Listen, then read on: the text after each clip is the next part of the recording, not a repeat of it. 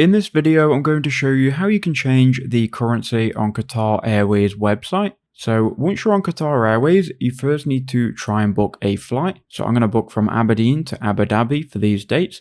And just for fun, we'll fly premium, business or first class.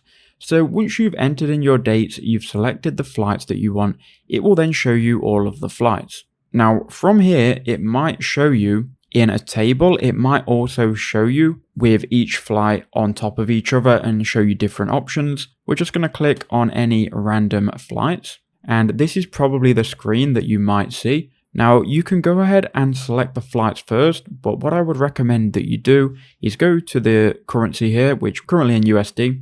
We can click on it and we'll change to Swiss franc.